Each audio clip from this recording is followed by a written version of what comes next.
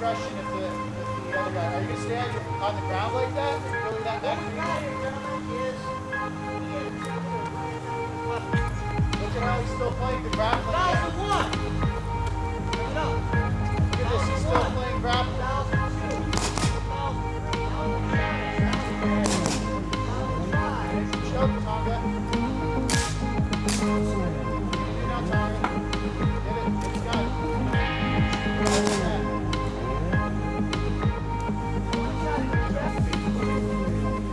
Start up. Hands up. Okay. What are we stretching? Quadriceps and hip flexors. Center core, abdominal area. It's very good. And the glutes. Down on the floor. Hands and head.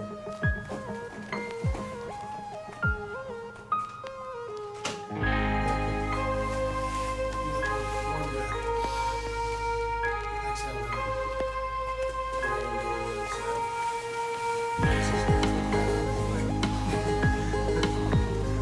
Open it up. Sit up straight, engage your feet. Turn to the left side. Reach. Fingers in between first, second toe. Keep your chin up, chest up. Chin up, chest up. Pull.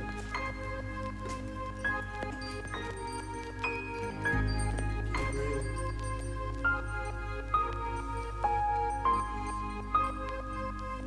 Release slowly. Turn to the other side. And chin up, chest up. You can just lay your hands down on your knee. Yeah, you don't need to. If you can't reach your toes, you can chin up, chest up. Just let you continue to open up.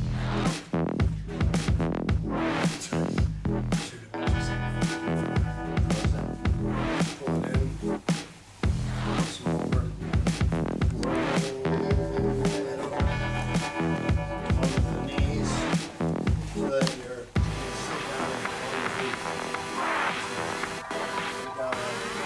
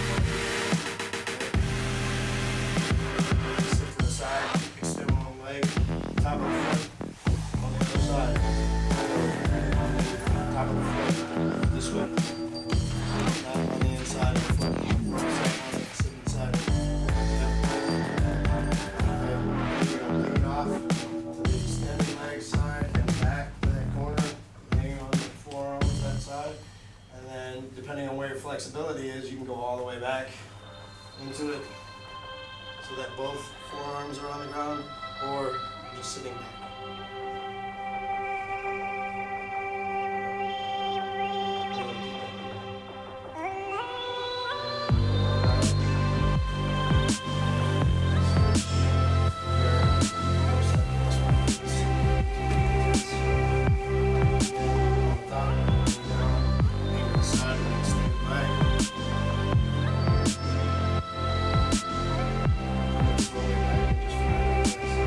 Typical to have one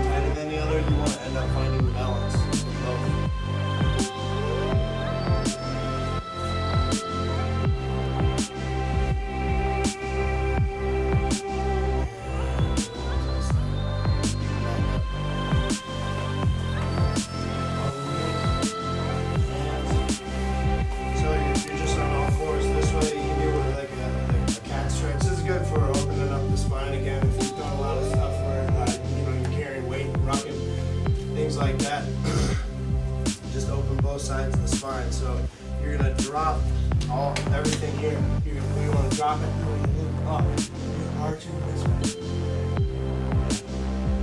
Breathe.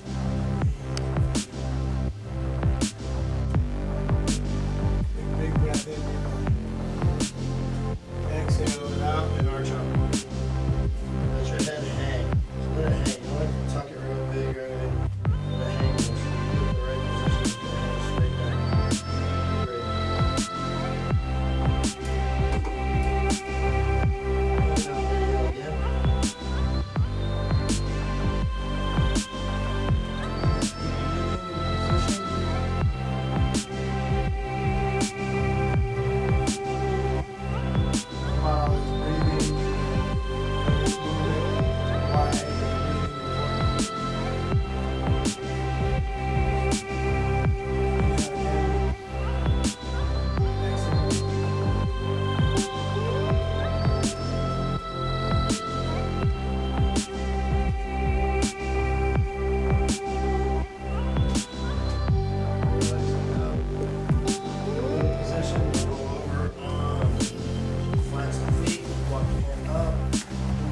Bend. If you can, down with your palms flat and your feet flat. With the legs extended. If not, it can be fingertips. If not, you want to support on the leg. You don't want to just hang there. You want to support on the leg.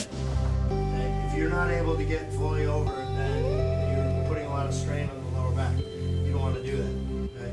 So you want to be either engaged this way or supported if you can't get there. And then bend the knee, sink the hip. Roll the spine up, hang like a rag doll. Your head's hanging, shoulders hanging, everything's hanging. Shoulders are second to last, head, neck, last, all the way up. And then since we open up the back and that side of the body so nicely, we're going to open up the front. So you come up, inhaling, exhaling back. Not holding.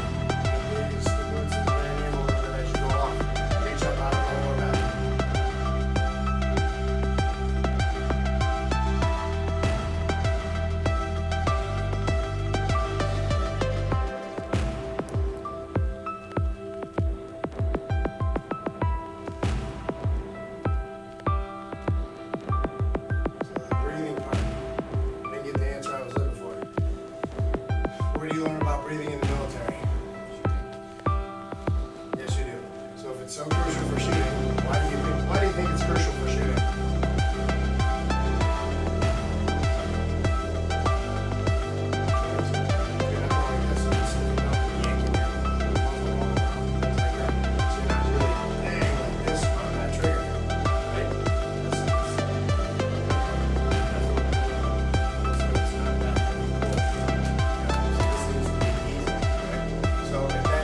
Shooting, and you have better accuracy and things like that. You're on control. Wouldn't that be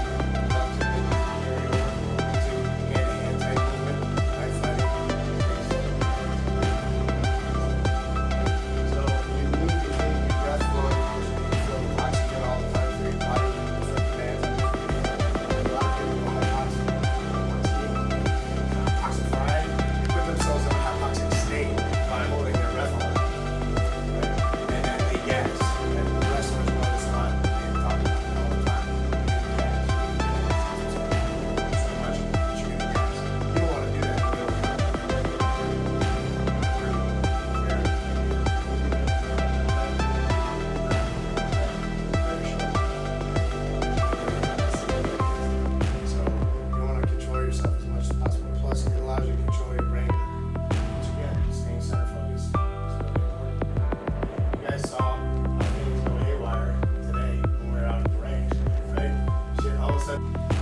Okay, here, obviously should be cold. We're lengthening through here.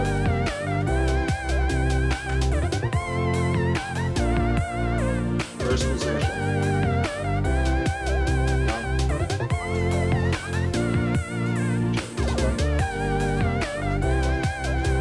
Second position.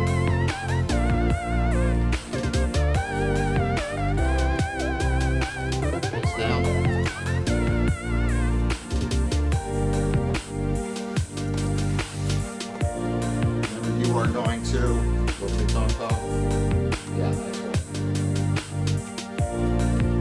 obviously unloaded.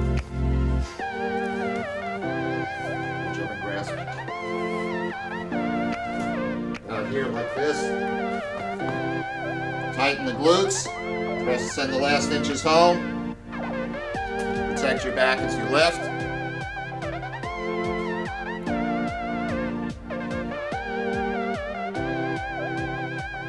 Bring it back down gently.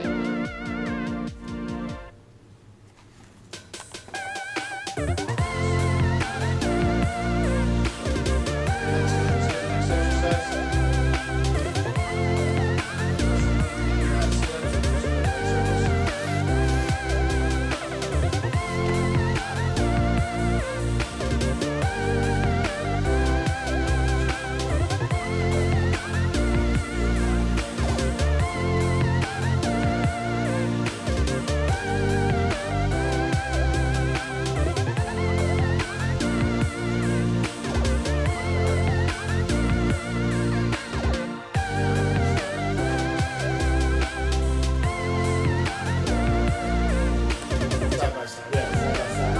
So have one person doing 10 hinges, not you, them. Okay? Out of the way. Okay, that's out. Alright, step to the left a little so that.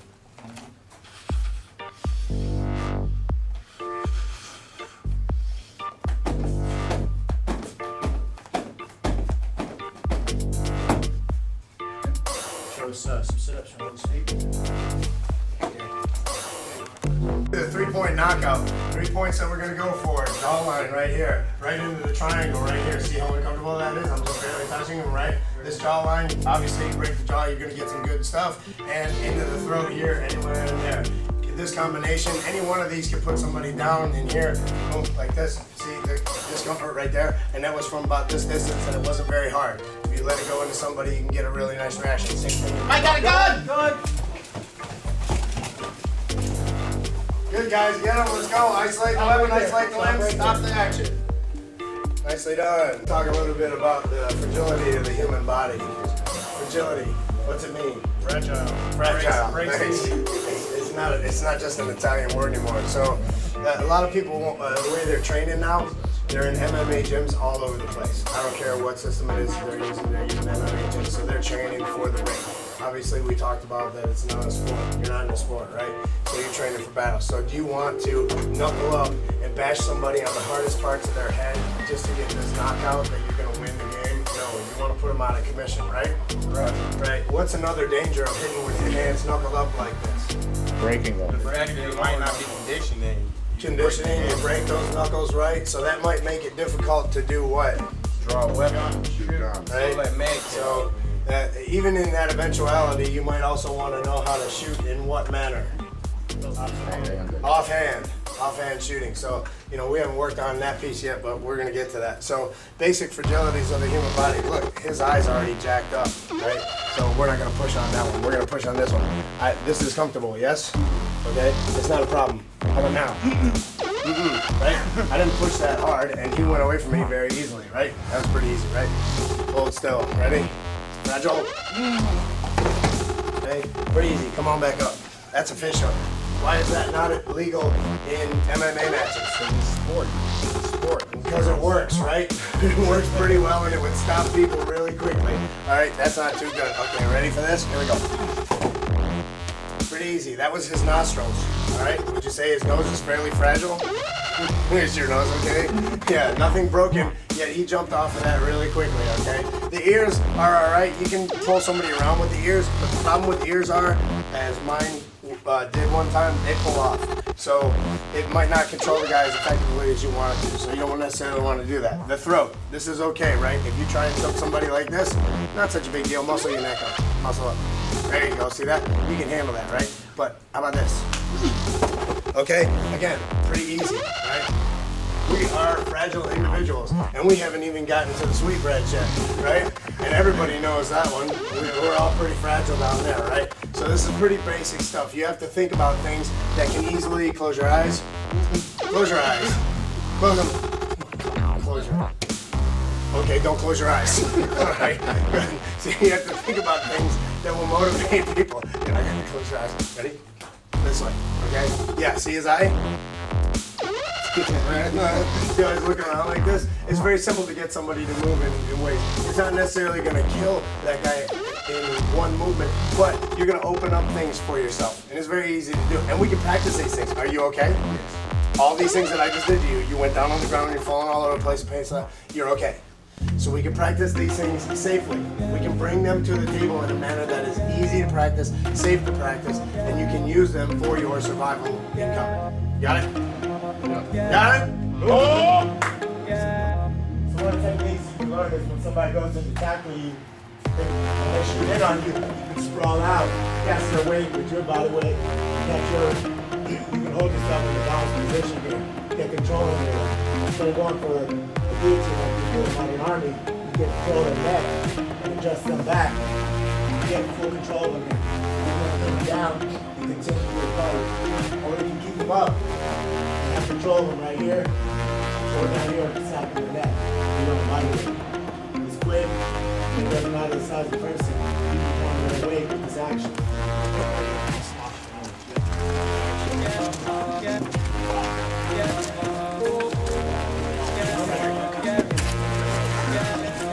Insane.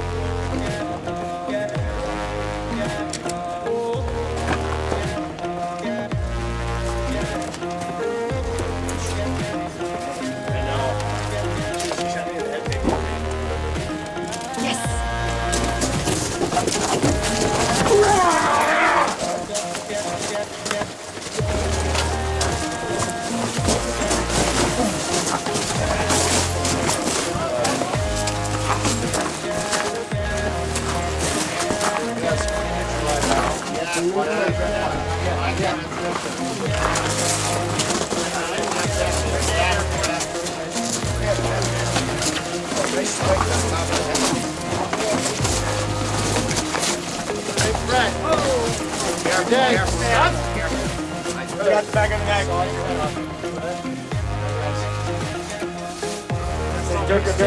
Six teams. They're coming.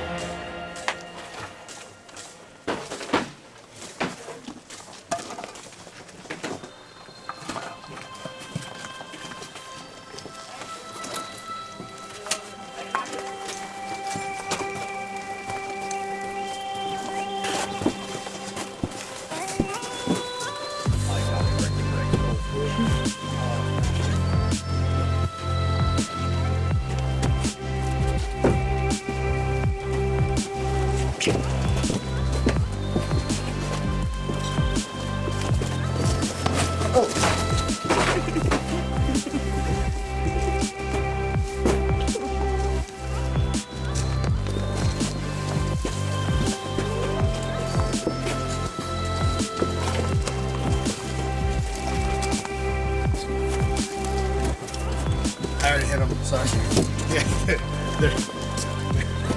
We are now in Sparta.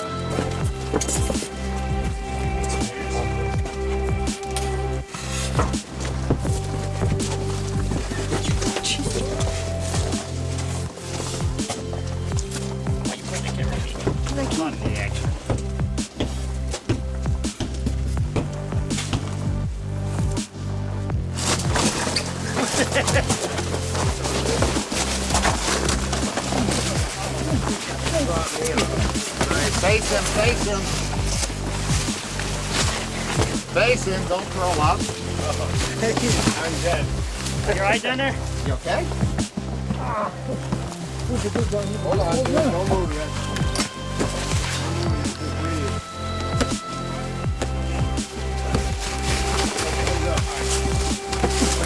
Oh, hold on, we're on top.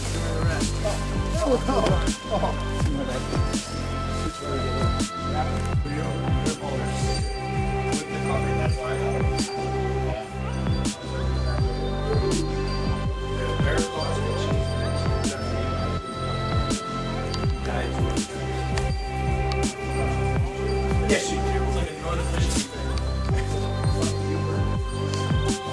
I know it's really feels real. Like, every time I see you take any type of break, it's always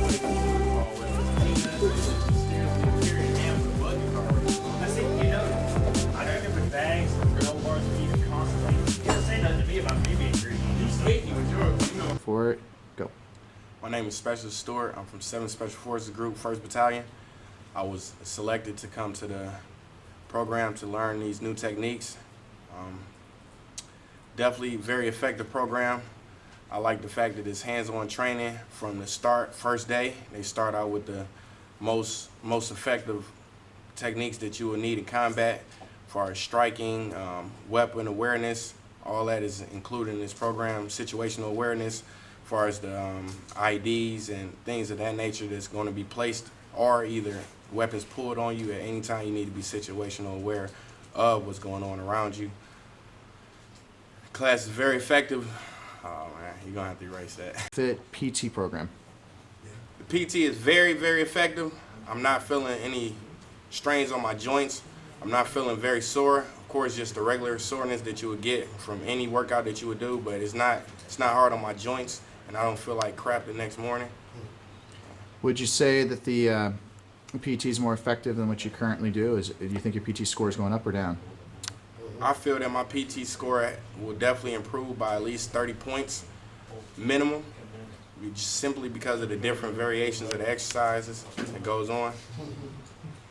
All right, quiet on the set. Silence. My name is Specialist Stewart. I'm from 7th Special Forces Group, 1st Battalion. Came to the program to learn new things, of course. First, I didn't think it would be no PT involved. I got here and totally PT involved. First thing it was PT.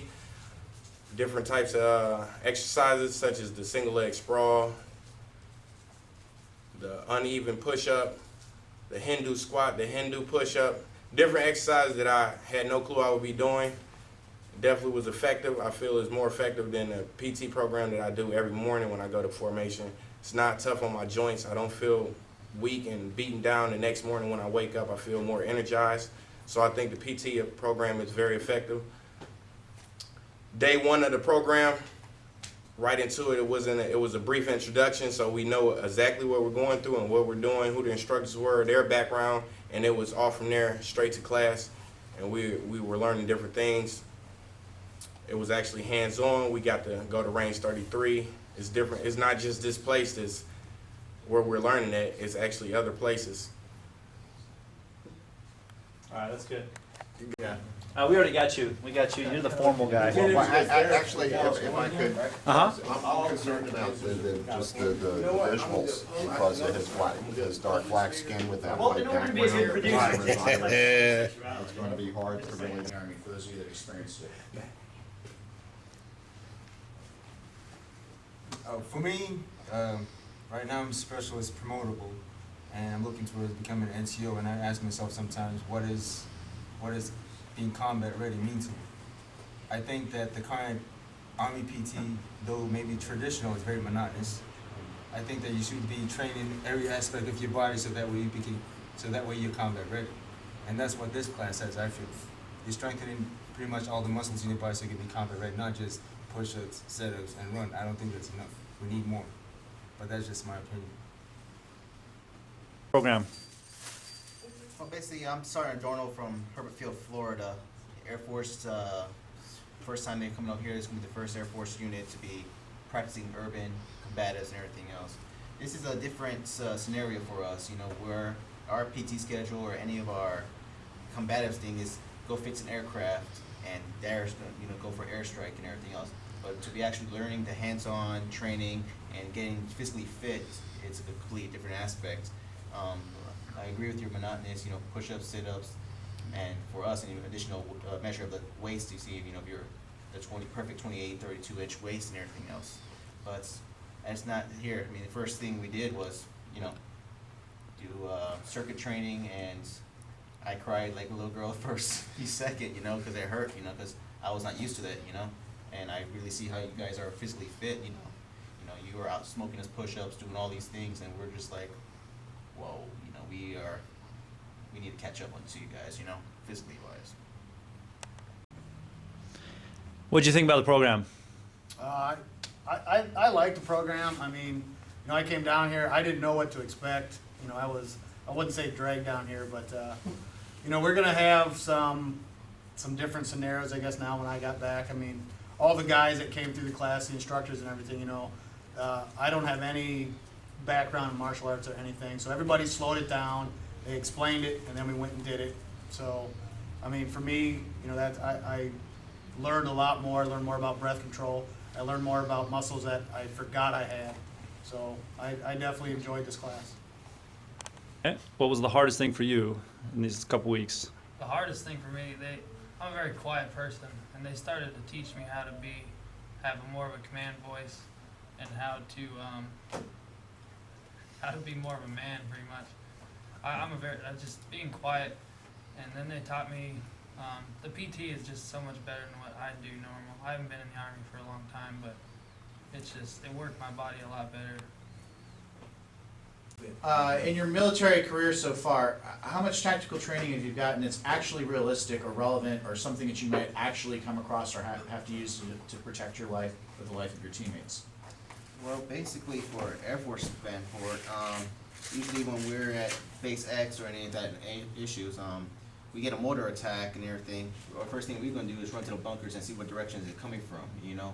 And then we will call in the radio saying, hey, it's coming from that direction, X, Y, or whatever, and that's it. That is our tactical. We're supposed to be, you know, self-aid, buddy care, taking care of our individuals to make sure nobody got hurt during this attack. But in this training session, we actually learn, you know, we're gonna come either, you know, if we're gonna do the assaults portion, you know, 4-man team, 2-man team. I have never learned of that stuff till today, you know, and it's good training, you know, because I may be put in that one scenario, you know, enemy takes over my command post of where I'm working at, my base, you know, right there, and I try to go into the room, you know, just do my normal thing, and I get assaulted. Now I can defend myself and, you know, get the real deal out of it, you know. What you think about it? I just feel that a lot of times when we practice our drills in the regular Army, I can't talk for all the units, but a lot of times we train for, well, if they hit you here, you block like this. If they hit you here, you block like this. But we don't, so far, we haven't trained up, well, what do you do when you actually get hit in the face? When you get hit in the face, you know, what do you do then? When you come to this course, you will get pushed, you will get twisted.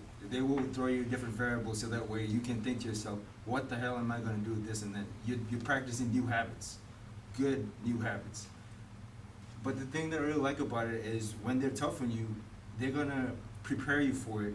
They're gonna run you hard into the ground, but they'll also teach you how to recover from it. So that way you're combat ready for when it actually happens to you. They're gonna take you that far.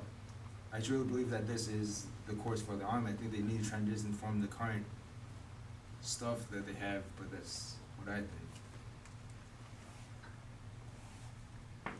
Away from the sport. Yes. This class is just mainly focused on how to kill the person or take the person down. I've only been to, I'm not level 1 MACP or anything like that, but all we learn is how to grapple a little bit. And I don't remember anything that happened, any of it really. If I go against any trained person, I'd get my ass butt kicked. You guys can say yes, this is fine. Speak But, right. yeah, I just like how they shied away, and it was more full contact. I got knocked around pretty good. It was pretty fun to actually get hit, not just roll around a little bit. Can I see some? The other thing that I really like about it is you're not just learning how, like he was talking about, the sporty aspect of it. Yeah, the sporty aspect may work on UFC, but this is not a game. This is fucking war, so you should be prepared to go to battle. You'll throw in, they closely call it the hand-to-hand combat. You will get fucked up. You'll throw in the knives, you'll throw in the weapons. You'll feel this shit. You'll really feel them when they hit you. And I think that you need to get the realistic training for you to be able to handle realistic stuff. This is not a sport. I mean, speaking to that, the realism, would you guys say the techniques that you've learned are not so much, hey, do this if this guy does this or that, but would you say you have an idea or an understanding of when in a tactical environment you may actually use the techniques? What kind of, are you learning when, why, not just how? I mean, how would you describe any of your understandings as far as when you first came in the door to now?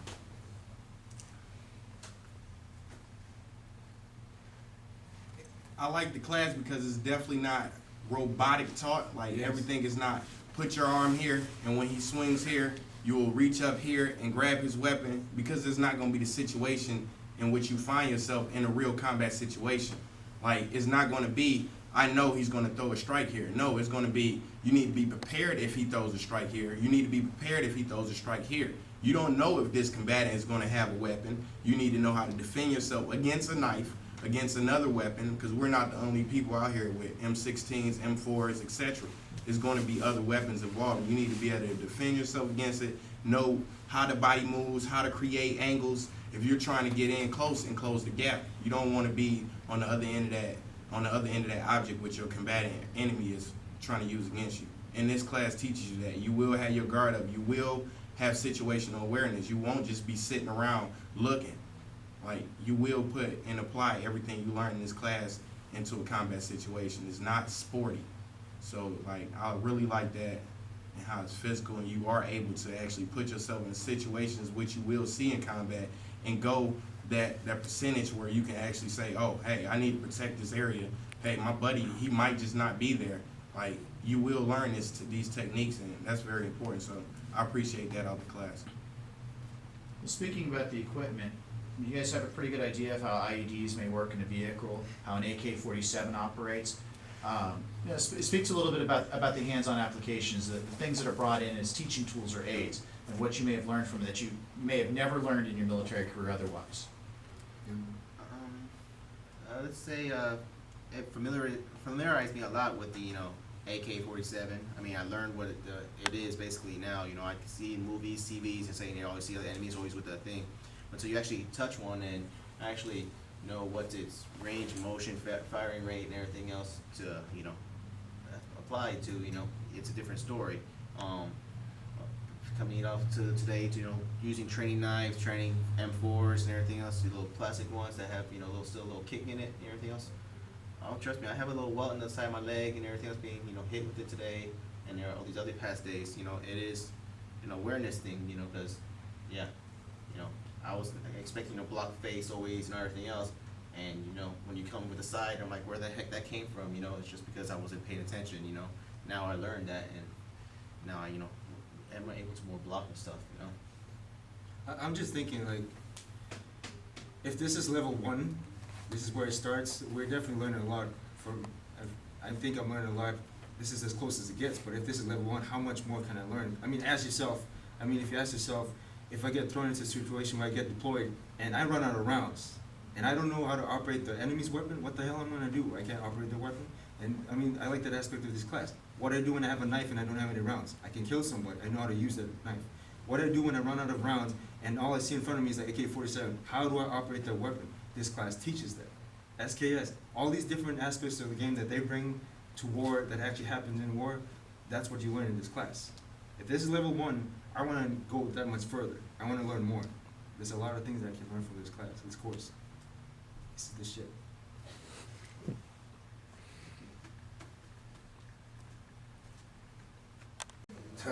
Stop impressing me. It's recording. Yes, it is. Eventually, I think this program should be mandatory for Army-wide, Air Force-wide, of course, because it's a joint program, or attempting to be a joint program. Because I know a lot of MOSs, they had a mind state of, I'll never have to kick in the door, I'll never have to dismount a Humvee, I'll never be put in a situation where I don't have rounds left in my M4, M16. Not true. Anybody who's in the military can be put in a situation where they have to mount a door or they have to clear this room. You never know what can happen.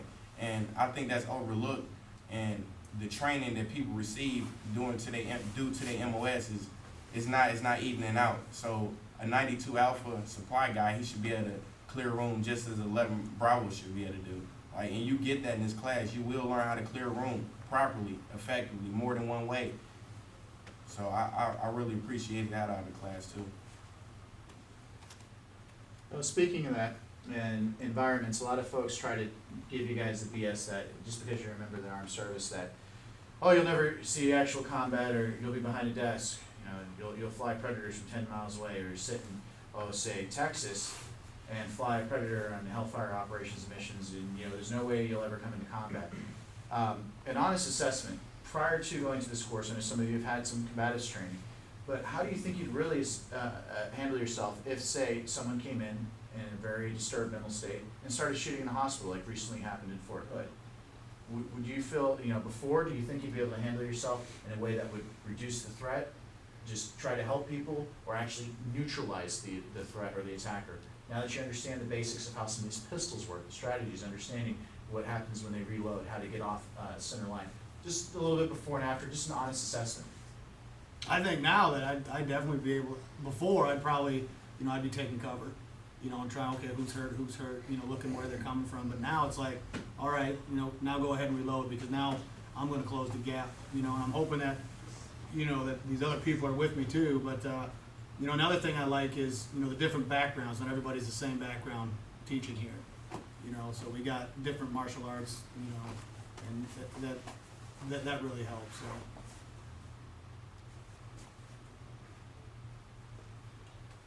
Before I started this class, the training that we did was kind of basic. You learn, well, if he does this, then you do this. But this class kind of takes me to the mindset of not playing the victim, like you guys taught, to go for it. Sometimes you assault him and like closing that gap, take him out before he has time to reach for his weapon. The second you see him reach for his weapon, go for it. Not give him that much time to pull out his weapon. Take him out before he does. And it's a different mental state.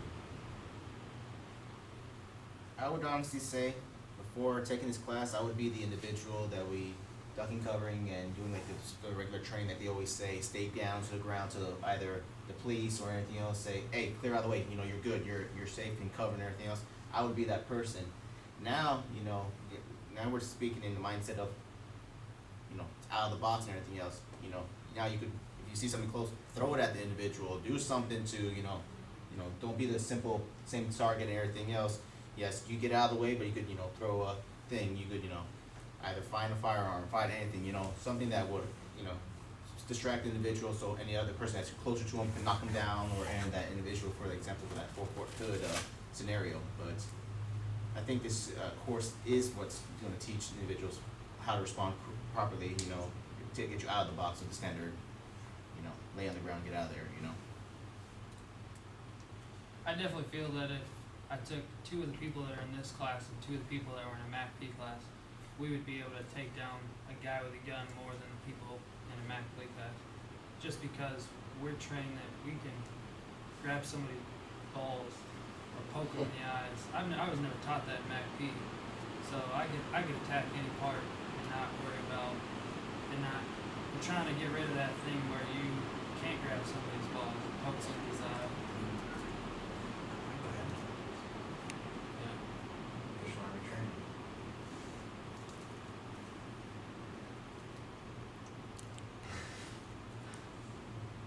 So looking at Fort Hood now, before he came out here, what do you think an honest assessment of what you would likely do is? And after this training so far, what do you think you would do different if you were in that situation? I would definitely apply what is preached here heavily, and that's energy, motion, timing. A lot of people probably was in that situation where they could have actually done something and got this weapon out of this man's hands or injured him to the point where he would not be able to use the weapon that he had. I would definitely apply energy, motion, and timing, whether it's taking cover and then attacking from a nice angle, where because you got the angle on him and he would have to adjust his fire or take his eyes off 4 or 5 more people. Like it's just so much I could say that would have helped me, that I would have done in that situation just after being in this class and learning what I've learned. Like it's just so much you can apply to a situation like that once I started this class. I saw an article where one of the soldiers helped wounded friends out, and he bravely went back in to get more wounded soldiers, and he actually ran into the jihadi from behind. And he was just startled, and he turned and he ran, and the jihadi hail of bullets, and fortunately this brave soldier wasn't shot. But hopefully, with the training that we look to install here, he would have gone in with a knife in hand in case he ran into the guy, and would have known how to effectively use that, even though he was in a situation where he wasn't allowed to be armed, that he would have had that knife and he would have been able to effectively kill, particularly coming from behind. I'm hoping with what you guys have been doing here, you think you could do that pretty efficiently. And that you've experienced it in a semi-adrenal state so that you understand how it would really work for you to bring it to bear. And looking at it. All right, so looking at the way that this Joint Service Combative programs utilizing Urban and Dog Brothers martial arts are able to teach you how to teach, what would you say, comparatively speaking, are some of the differences in the way that you've been taught how to teach with the Joint Service Combatives program here and, say, Modern Army Combatives? And give some instances in where you've had some reality hit home with your training, especially if you've had experience with both. For me, I think that when we there's this invisible box that I feel that the Army kind of encloses us in, where they teach us, you do this, you do this, you do this in different steps, and it doesn't allow us to go beyond the box and think outside of the box. I think comparing the two systems, I think a lot of the hindrance to the current system they have as combatives is the sporty aspect of it. And a lot of them used to, you can't grab my nuts and pull, you can't gut me, you can't poke me in the eye. When you go to combat and all the NATO rules and all that stuff, you know, all the politics put aside, what happens in combat is combat. There are no rules. For me, I'm thinking, I want to learn what's in this class, because when I get in a situation where I'm with somebody rolling the ground, it's going to be either me or him. It's not going to be me. I want to gut the guy till he fucking dies. I'm not going to be thinking like, oh, well, I can't really hit him on the balls because that's against the rules, or, you know, something very lame. But that's my take on it.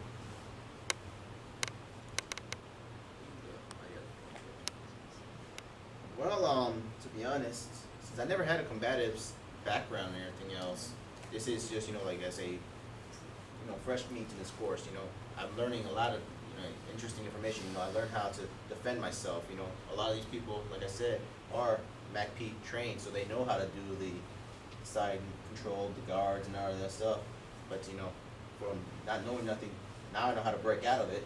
And you may think it may be illegal or anything else, but it's the fact that that's how you do it. You know, you're not gonna be nice to the enemy, or you're not gonna be, you know, say, I'm sorry I hit you in the nuts, but, you know, the next time I would hit you harder. You know, geez, you know, that type of scenario. You want to get out of there effective, you know, and get control, and either, you know, because he's gonna try to kill you. That's the whole point, you know. And this right here is taught a lot, you know. Would you say you've learned how to teach? Um, And would you say, and while answering that, those of you that have MACP experience, would you say MACP has taught you how to teach, or just regurgitate some moves as far as taking an individual who doesn't understand something and giving them an understanding and the ability to do that to others? Go ahead, sir. Well, when speaking from someone who has graduated level 1 and level 2 of the MACP program, I noticed that you're taught from day one to get in the mindset of, hey, watch how this guy's arm move. When he taps, release. So from day one, you're in that mindset of, don't break this man's arm, because he can get hurt. And then they also preach, you need to learn these things that we teach you in this class for real combat situations. Real combat situations, you're not waiting on the guy to tap out. You're not going to stop when he starts screaming. You're going to keep going until you know he's no longer a threat to you or your surrounding battle buddies. When I come here, it's more of a realistic training. Like, it is realistic, I should say, because you're not stopping. You're aware of how the body move and how it should move for training purposes, but you also know the effects of what one movement can do to an enemy and how to use it effectively. So there is a big difference. In my opinion, I believe the MACP program should be optional. People who are looking towards a more sportier contact sport, and this should be mandatory simply because it's real life. Like, it's real life, about as real as you can get training, you know. So that's my standpoint from having the MACP background and then coming to the urban. Would you say it's how would you say the ability to teach either program is, as far as how well they teach you to be an instructor? Because level 1 and level 2 are considered instructor courses in both systems. Level 1, I didn't learn how to instruct. I learned how to do drill 1, drill 2, drill 3, which is okay if that's what you're looking for in a sporting event. But me being a specialist promotable, I know real soon I'll be a non-commissioned officer, and I want to be able to teach back, effectively train, and and progress these guys in combat, my soldiers, for combat situations. Like, I didn't learn that at all in the MACP. I could tell someone how to get inside control, but that's not telling them how to get out of the way of an enemy who's trying to attack you with an AK-47, or how to operate his weapon. Or it's not telling you or teaching me how to teach this back. Like, I feel that the knowledge that I receive, I should be able to teach it back to someone else. And that's very effective coming from this class. It's happening. I feel I can go effectively go back to my unit and train guys on the program that I just learned effectively.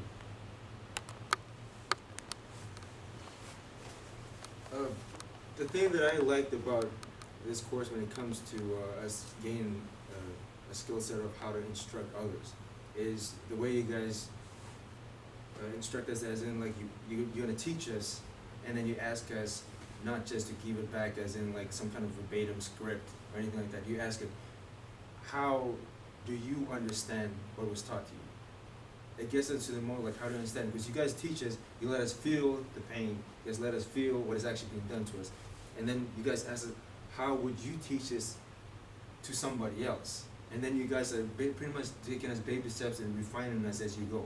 You're helping us refine that skill of not only just being in the class, but how to take that and teach somebody else. It's a very good program. I love that about it in that aspect. I like it. I think the Air Force Combatives program will have a good opportunity to grow based upon your ability to teach what you've learned, guys. To be honest, yes. Do we have a combatives program? There is an Air Force Combatives program out there that is being taught by the Officer Candidate School and everything else, and they're the first MACP/Air Force based course.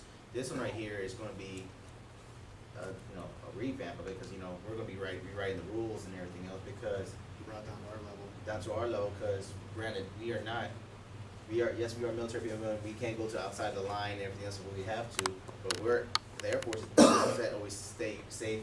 The Army securing our perimeter and everything else, or Marines, and we always will be protected, from the inside of the base, Now, with this training, you're giving us the tools to protect our assets and everything else, because you never know how she somehow slips past the perimeter inside the area. It could be a contractor coming in to work at the chow hall or anything else, and he has this ulterior motive.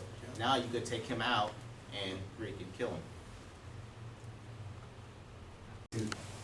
Okay, so understanding that the Air Force Cadet Corps program is attempting to try to create a combatives program based upon a clearly inadequate method of training that is specifically designed for sport, because we can understand that the great combat experience of college students that are in a cadet corps definitely outweigh any actual battle-hardened veterans that might be out there, or folks that are currently deployed. They clearly have a real picture of what's going on in the real world while attending a university. So, not to make too light of that, that at Herbert Field, you guys are taking the lead and helping to design a program out of its infancy, and are looking and trying to find what will best work. Understanding that there's environments where a major can come into a hospital and go psycho, start blasting the place up. Understanding that you may be on a resupply convoy in Germany, of all places, just going from one base to the next, and you're a soft target for some crazy jihadis that happen to be running around. They see you, you have your uniform, you may be a ComSec custodian, you may have to carry some crypto over, you have all these different tasks. Would you say that the way that these drills are taught, why you're taught room clearing, why you're taught different roles of the weapons, with firearms, with bladed weapons, with blunt trauma weapons, with your bare hands, and how to think outside of the box, would you say you've got a good grasp on why you need that, or how you would try to instill that understanding to another person? Yeah, I think so. I mean, our combat ways are changing. It's not always just going to be our security forces out, and we could be, the aircraft I work on, we're 2 standalone aircraft, so we're by ourselves, and we may find ourselves having to do this right there on the flight line. So if we can make us smaller targets, close the gap, do everything that we're taught here, I'm going to come home, and I'm going to bring as many people as I can home with me. I'm not going to leave anybody behind. So this training has definitely taught me how to get in and not make myself a bigger target. Do you think in short order you can take your airmen and instill the ability for them to fight to survive? Yes, I think everybody's got that basic instinct. I just think we can, teach more, like what we were taught here, okay? Everyone's got that basic instinct to called fight or flight, all right? But now can you control it? And I think that's what this course is teaching us. It's yes, we're in a combat situation, but can you control it and not freak out and actually apply everything you've learned and get through the situation to subdue your enemy? Just to add on to what he's saying, not add on, but I mean to piggyback off what he's saying. A lot of times when we learn or we talk about different combat moves or let's say military operations, I guess. A lot of times we're taught, and we're so used to operating without adrenaline. And I think that's one thing that's good about this course is it teaches you how do you react when you're pumped full of adrenaline and everything's going bad. And like for example, we went to that little training exercise, and you guys gave us just a little bit of information, and you guys throw in all those variables. Well, you guys are teaching us to think outside of the box, because when you go to combat, it's not a script, it's not a movie, it's not predictable. Sometimes, most of the time, things will go wrong, will not go as expected. I really like that aspect of the course itself, operating under pressure. They don't teach this regular stuff. A tough question for any of you guys. If you go back, do you think you can single-handedly start to take control of the combatives program for your unit and actually, find ways to take what you have, whatever facilities, lack of facilities, open fields, woods, desert, whatever you have there, and find ways to improvise equipment for training, to find ways to make it realistic, to find ways within the system to actually make the training work? Well, the whole purpose of this course was to become trainers and everything else, and I agree that, if you want to learn how to do this, this is the task, The teachings are not that difficult in a nutshell, but it's just you have to apply it and give your method of teaching, because not everybody is going to understand, take your arm and pulling the bar, Yeah, they'll feel that pain at first, but they're still not going to feel like, how did you do that, So, your method saying, okay, let's go with the step, if you do it by the numbers, right here, 1, 2, 3, now you want to do it in a fluid motion and everything else, bam, you could teach that to individuals, and my airmen that will be teaching this course to, they're going to learn this sucker. They're going to learn, why you have to do it this way, because if not, you're going to get hurt. And trust me, I'm going to show that you're going to get killed, you're going to kill somebody, and you're not paying attention to these things, I believe I could effectively go back to my unit, train my guys in my section from either 5 to 15 guys with no problem. I could train them, teach them everything I've learned, exactly how I've learned it, and maybe even put add some stuff in from my experience, so they would have that understanding too. Don't need no type of equipment. It doesn't have to be inside of a cool gym with mats on the floor. Like, this class can be taught outside in the woods. You can set up scenarios where you don't have to go rent things or have to purchase something. Like, you can just teach this class anywhere, and it'll be just as effective as the setting where we learned it in, which is just so happened to be the academy. So I really feel I'm very confident that I can go back to my unit and train my guys on what I've learned with no issues, or having to wait for funds to come in to purchase things, or wait for areas in the headquarters building to clear up so we can use that room. No, I feel like I can effectively go and train, teach my guys everything I learned in any environment. I think that's good. Well, assume your offensive fighting stance. What's the difference between offensive and non-offensive fighting stance? Offensive fighting stance is? How I am right now. All right, describe it for me. Break it down. Best way you feel comfortable with fighting, throwing strikes, slightly bent at the knees. Of course, you don't want to have them locked up. You want your hips feeling real comfortable, loose. Guys, cover throat strike. Opponent starts to come in. It can be from a non-offensive or offensive posture. Moves forward. Cover throat strike. 1, 2, 3. Hammer out. Pistol. Questions? See it again, new troop. All right. Get the other guy in so you can see from the outside. Again, hand is coming back, protecting the face, not leaving a wide open gap, not obstructing my vision. secondary hand at the same time it's closing in, striking for training purposes above the heart, below the clavicle. We immediately seize up to the throat. The actual strike itself is right into the trachea, crushing the throat. Grabbing, minimum of 3 steps, punching out, going for sidearm or weapon. Excellent. This looks better. All right, so what's the basic principle? Thrust slash or slash thrust. We're looking to get behind the enemy. Much better to fight him from behind than in front. This is not some ritual goat fight where we're butting heads and beating each other up. So let's look at the targeting. Slash, brachial, kidney, thrust. Come through here. Look at how I'm looking for the seam of the joint here like this. Slash. Thrust. I'm looking for very important arteries in there. Yes. Slash. Thrust. You want to think about the subclavian from behind all the time because I should be able to take him down and continue on to my affairs elsewhere because he can't tangle me up. If I simply come at him frontally, even if I plan it in and now in his death throes he grabs onto me, this may not be good for me. So that's a particular example of targeting and so forth, but as we come at somebody, here, let me use the other knife for, give me 1 second here. We pass the knife for safety in the field. That way if the knife drops, nobody gets cut. Training tool, we can go a little bit harder here. We want to think about where are we going to carry the knife. If we have it with the rifle here and the rifle gets averted, here for example, we'll be drawing from here. It's in one of the magazine pouches, and we're going to be able to grab it here. We want to have a couple of our favorite combinations which are going to build on that principle. So for example, a basic one is I come really high, and as he does that with this arm here like this, because remember this shield like this, if he's got it here, you hold on, so you don't do it, I do it. And then if he throws a punch at me, it's an easy natural shield, particularly with a helmet on. Because if I come like this, it's easy now for me with this hand here to come behind him already directly to subclavian.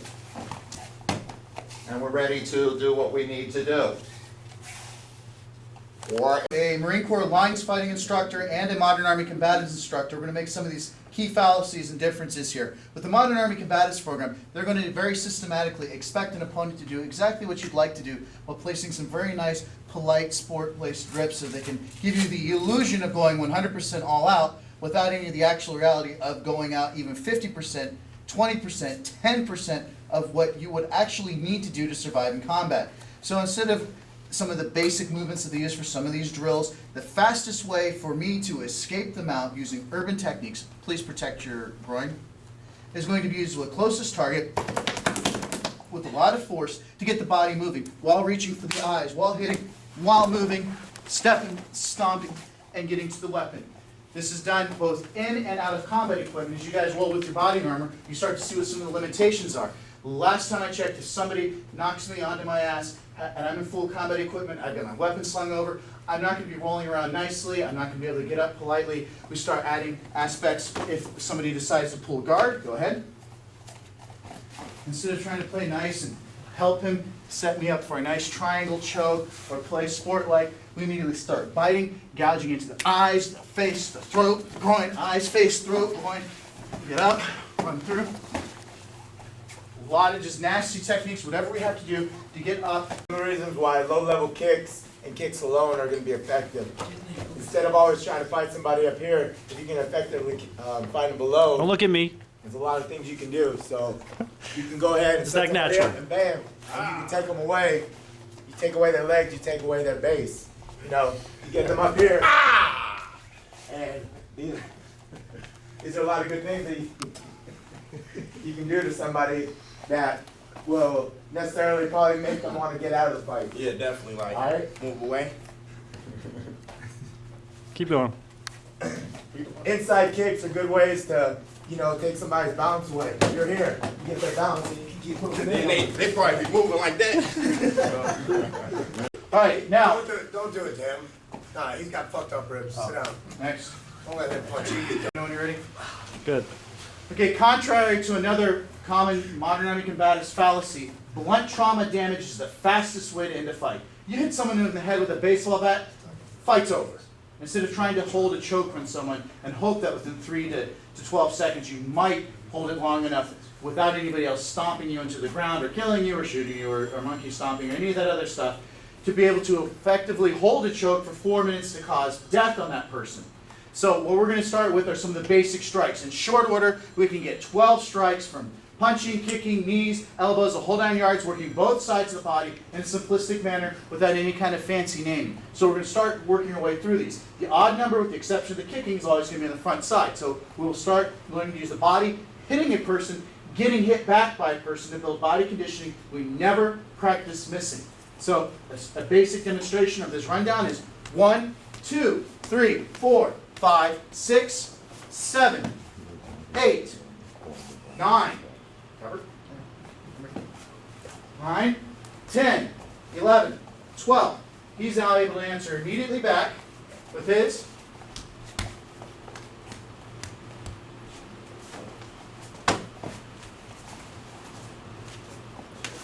We're able to practice with impact, with force, putting hands on each other, and not get into the habit of missing, not understanding where our balance is going. We're able to use it to train. A lot of times people run in to tackle somebody, and when they tackle them, you can go ahead and spread your legs out, catch their weight as you go in for the face. You don't have to go for a guillotine. You can get control of the face, turning them towards you, and you got control of them here. And continue from there. Or when you have them right here, you have control right here. You can drop your weight forward and snap their neck. But you have control of the person here. There you go.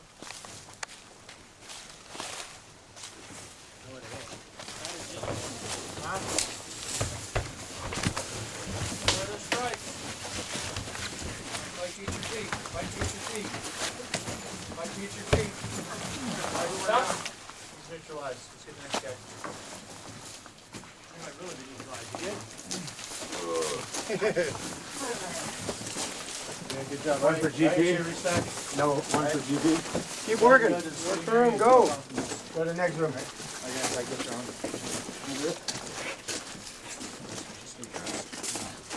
I'd like to take it off. All right, continue on through, guys. Go back into the hallway and move.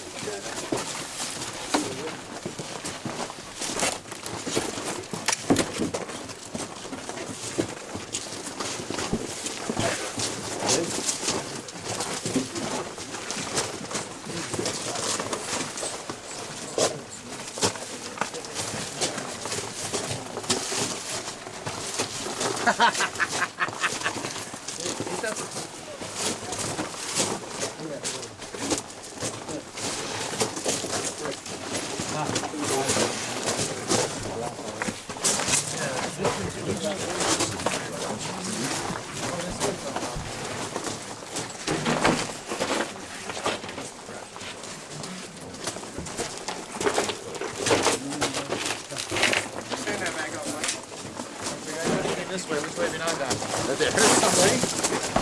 Whoa, that's nice. Hands, feet, hop, hop. Elbows, knees, let's go.